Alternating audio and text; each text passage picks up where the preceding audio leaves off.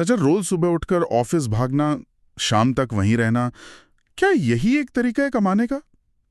मतलब अगर ऐसा ही लगता है तो शायद आज की हमारी चर्चा इस सोच को थोड़ा बदल सकती है। हाँ। हमारे पास आज एक स्रोत सामग्री है, घूमते हुए व्यापार, रोमिंग उद्यमी का उदय। तो चलिए इस पर थोड़ी गहराई से बात करते हैं और देखते हैं कि यह पारंपरिक सोच को कैसे चैलेंज करती है। बिल्कुल। ये स्रोत एक बहुत ही कह सकते हैं आज के जमाने के विचार को सामने रखता है, रोमिंग एंटरप्रेन्योर। Roaming entrepreneur. हाँ, यानी ऐसे लोग, ऐसे उद्यमी जो किसी एक शहर या एक डेस्क से नहीं बंधे हैं। वो दुनिया में कहीं से भी अपना काम, अपना बिजनेस चला सकते हैं। और ये सिर्फ कोई ख्याली पुलाव नहीं है ना। स्रोत में क्रिस गिलेबो जैसे लोगों का जिक्र है जिन्होंने सच में ऐसा किया है, मतलब घूमते हुए अपना बिजनेस चलाया। जी हाँ, बिल्कुल। तो सवाल ये उठता है कि ये जो लाइफस्टाइल है, जो कुछ साल पहले शायद हम सोच भी नहीं सकते थे, ये अब हकीकत कैसे बन रही है? स्रोत कहता है कि इसका बड़ा क्रेडिट टेक्नोलॉजी को जाता है। हाँ, बिल्कुल सही। टेक्नोलॉजी ने ना ये जो भौगोलिक सीमाएं थीं, उनको काफी हद तक मिटा दिया है। स्रोत इसी बात पर जोर देता है कि भाई इंटरनेट कनेक्टिविटी और आपके पोर्टेबल डिवाइस, लैपटॉप हो, स्मार्टफोन हो। हाँ, ये अब बेसिक जरूरतें बन गई हैं। इनके साथ आपका ऑफिस वही है जहां आप हैं। देखिए ना, वीडियो कॉल हैं, क्लाउड स्टोरेज है, ऑनलाइन पेमेंट के तरीके हैं। इन सब ने मिलकर दूर से काम करना बहुत आसान बना दिया है। तो ये सिर्फ वाईफाई की बात नहीं है, ये पूरा एक इकोसिस्टम है ना? टूल्स का, प्लेटफॉर्म्स का, जो ये कहीं से भी काम वाली बात को मुमकिन बना रहा है। सही कहा। ये पुरानी व्यवस्था से कितना अलग है। पहले तो ऑफिस मतलब ऑफिस, एक जगह। बिल्कुल। स्रोत पुराने मॉडल को देखता है जैसे वो औद्योगिक युग की जरूरत थी। मतलब जहां मशीनें थीं, उत्पादन था, तो लोगों का एक जगह होना जरूरी था। लेकिन आज की जो नॉलेज इकोनॉमी है, जहां आपका काम अक्सर डिजिटल होता है, कोड, डिजाइन, राइटिंग, सलाह, इसमें आपकी फिजिकल मौजूदगी उतनी मायने नहीं रखती कई बार। और स्रोत इस बदलाव को बहुत साफ दिखाता है। पहले काम माने एक पता, एक बिल्डिंग। अब लैपटॉप स्क्रीन और इंटरनेट कनेक्शन। हाँ, चाहे वो गोवा का कोई कैफे हो, या पहाड़ों में कोई शांत जगह, या अपना घर ही क्यों ना हो। सुनने में तो ये बड़ा अच्छा लगता है। मतलब काम भी करो और जियो भी अपनी शर्तों पर। हाँ, आकर्षक तो है ही, खासकर उन लोगों के लिए जो अपने टाइम पर, अपनी जगह पर ज्यादा कंट्रोल चाहते हैं। लेकिन स्रोत ये भी कहता है कि ये सिर्फ लोकेशन बदलने जैसा नहीं है। अच्छा। हाँ, ये काम करने के तरीके में, सोच में एक बुनियादी बदलाव की मांग करता है।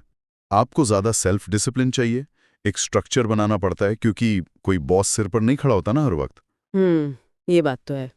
इसको और समझने के लिए स्रोत में एक ग्राफिक डिजाइनर का उदाहरण भी है। जी। उसने कोई परंपरागत नौकरी नहीं ढूंढी, बल्कि ऑनलाइन प्लेटफॉर्म से क्लाइंट्स ढूंढने शुरू किए। और खास बात ये थी कि उसका सारा काम, डिजाइन बनाना, भेजना, फीडबैक लेना, फिर उसमें बदलाव करना, सब कुछ डिजिटल था। मतलब क्लाइंट से मिलने की जरूरत ही नहीं पड़ी। जरूरत ही नहीं पड़ी। वो कहीं भी ट्रैवल कर सकता था, बस लैपटॉप और इंटरनेट होना चाहिए था उसके पास। यहाँ स्रोत एक बहुत जरूरी बात बताता है कि क्लाइंट्स को इस बात से फर्क ही नहीं पड़ रहा था कि वो डिजाइनर कहाँ बैठा है। बिल्कुल। उनके लिए जरूरी था काम अच्छा हो और टाइम पर मिले।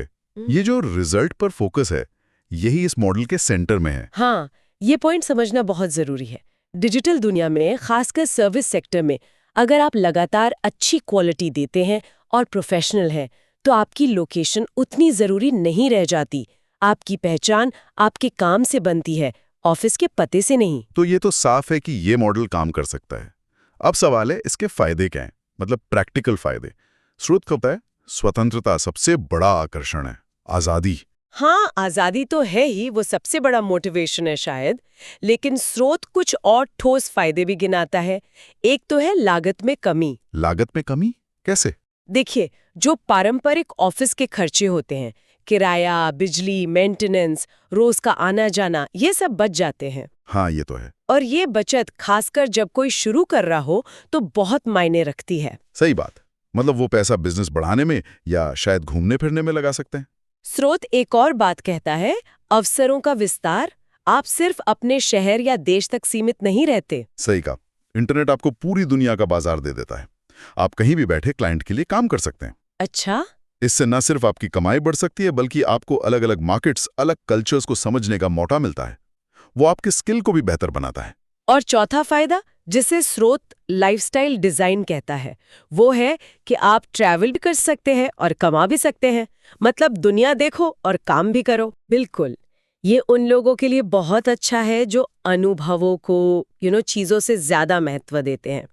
लेकिन हाँ, यहाँ एक बैलेंस जरूरी है। बैलेंस? हाँ, स्रोत ये भी साफ करता है कि ये हमेशा छुट्टी जैसा नहीं होता। आपको काम और घूमने के बीच अनुशासन रखना पड़ता है, वरना न काम ठीक से होगा न घूम पाएंगे। इसको वर्केशन कह सकते हैं, वर्क प्लस वेकेशन। लेकिन वर्क वाला हिस्सा बहुत जरूरी है। ये एक जरूरी चेतावनी है। तो अगर कोई इस रास्ते पर चलना चाहे तो स्रोत क्या कहता है? मतलब क्या कदम उठाने चाहिए? एक तरह का एक्शन प्लान भी है शायद? जी हाँ, एक एक्शन प्लान जैसा दिया है।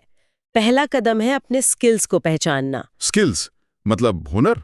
हाँ, आपको ये देखना होगा कि आपके पास ऐसा क्या हुनर है जिसकी बाजार में जरूरत है और जिसके लिए लोग पैसे देने को तैयार हैं।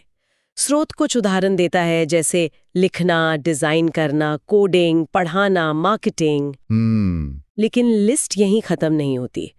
वर्चुअल असिस्टेंट सर्विसेज हैं, ट्रांसलेशन है, सोशल मीडिया मैनेजमेंट है, ऑनलाइन कंसल्टेंसी है, बहुत कुछ हो सकता है। मेन बात है कि आपके पास कोई वैल्यूएबल स्किल होना चाहिए। ठीक है, स्किल पहचान लिया। फिर अगला कदम, स्रोत कहता है उसे ऑनलाइन डिलीवरेबल बनाना। मतलब ऐसा स्किल चुनना या उसे ऐसा बनाना कि आप उसे दूर बैठकर इंटरनेट से दे सकें। अच्छा, ये चुनना जरूरी है। जैसा हमने पहले कहा, हर काम रिमोटली नहीं हो सकता। अगर आप प्लम्बर हैं या डॉक्टर हैं तो आपको वहीं होना पड़ेगा। हाँ, सही बात है। लेकिन अगर आप राइटर हैं, डेवलपर हैं, टीचर हैं, कंसल्टेंट हैं, तो आप अपना स्किल आसानी से ऑनलाइन दे सकते हैं। स्रोत ऐसे ही नॉलेज बेस्ड या डिजिटल स्किल्स पर फोकस करने को कहता है। ठीक है, तो स्किल चुना, उसे ऑनलाइन बनाया। अब आता है सबसे जरूरी और शायद सबसे मुश्किल हिस्सा, क्लाइंट्स ढूंढना। हाँ, ये चुनौती भरा हो सकता है शुरुआत में। स्रोत क्या तरीके बताता है इसके लिए? स्रोत फ्रीलांसिंग प्लेटफॉर्म्स का जिक्र करता है, जैसे अपवर्क, फाइवर वगैरह। फिर प्रोफेशनल नेटवर्किंग साइट्स हैं जैसे लिंक्डइन। सोशल मीडिया है, आपके अपने पर्सनल कॉन्टैक्ट्स हैं। शुरुआत में थोड़ी मेहनत लगती है।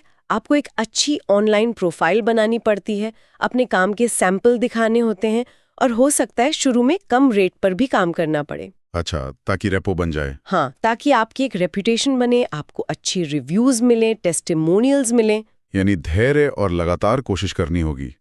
स्रोत कहता है कि एक बार कुछ अच्छे क्लाइंट्स बन जाएं तो फिर वर्ड ऑफ माउथ से भी काम मिलने लगता है। निश्चित रूप से। और फिर आता है चौथा कदम।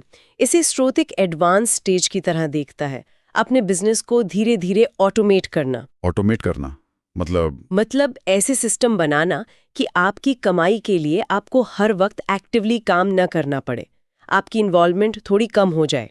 ये तो बड़ा दिलचस्प है। कैसे होता है ये ऑटोमेशन? कोई उदाहरण है स्रोत में? स्रोत सीधे उदाहरण शायद न दे, पर इसका मतलब ये है कि आप कुछ रिपीट होने वाले काम किसी और को दे सकते हैं, आउटसोर्स कर सकते हैं, या फिर आप डिजिटल प्रोडक्ट्स बना सकते हैं। जैसे कोई ऑनलाइन कोर्स बना दिया, कोई ई बुक लिख दी, या कोई छोटा मोटा सॉफ्टवेयर टूल बना दिया जो आपकी कम भागीदारी के साथ भी बिकता रहे। अच्छा, पैसिव इनकम जैसा कुछ? हाँ, बिल्कुल।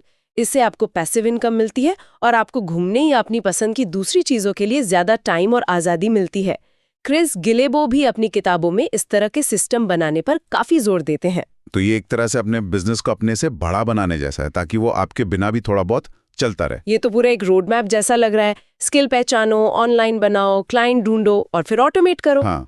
और ये समझना जरूरी है कि ये एक मैराथन है, कोई स्प्रिंट नहीं। इसमें टाइम लगता है, मेहनत लगती है, लगातार सीखना पड़ता है, बदलते हालात के हिसाब से ढलना पड़ता है। स्रोत इसे एक बहुत अच्छी संभावना की तरह दिखाता है, लेकिन ये कोई जल्दी अमीर बनो वाली स्कीम नहीं है। सही बात।